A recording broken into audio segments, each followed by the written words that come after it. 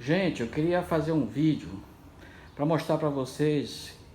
Essa minha moto tá com barulho em cima. Eu sinto que o barulho é no cabeçote, nas válvulas ou nos tuchos. Essa moto é 2015. Ela tem 22 mil rodados só. É uma moto perfeita, moto que anda bem, tem velocidade, tudo. Só que tá com esse problema. Eu vou ligar aqui para vocês verem. É uma moto nova. Tá usando o óleo Motul 1040 sintético. É um óleo caro, mas não melhorou esse barulho. Ela tem uma velocidade boa, de alta ela anda bem, normal. Só que não é aquele barulho pela manhã, quando você funciona ela não.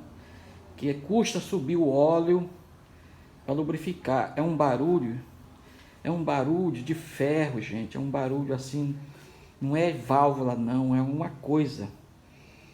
Às vezes as pessoas falam, tá batendo saia o pistão. É o tucho, é bucha de biela. É um barulho de ferro, sabe?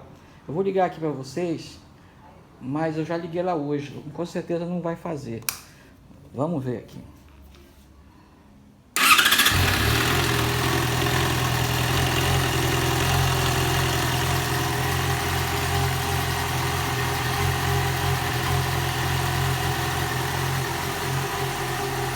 A moto nova, boa. Alguém pode me explicar? Se alguém tiver algum problema igual a minha, eu não sei, nunca andei em outra moto desse tipo. É a primeira moto Yamaha que eu tenho.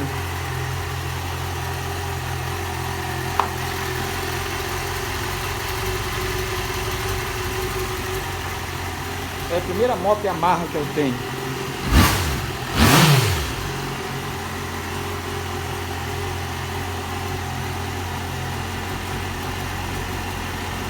Eu queria saber se alguém tem uma moto com esse mesmo problema. Não é aquele problema pela manhã não, aquele todas fazem, né? Até lubrificar, subir o óleo no tucho, normal. Tá bom, gente? Vou pedir para vocês deixarem no comentário, me ajudarem, tá? Que já levei no mecânico, ele fala que é normal, o meu mecânico, mas isso aí não é normal não. Tem alguma coisa errada. E já olhou vela, já olhou tudo.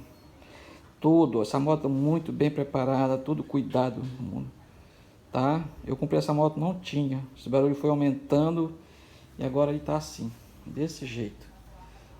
Tá bom, galera? Dá uma força pra mim aí, tá? Obrigado.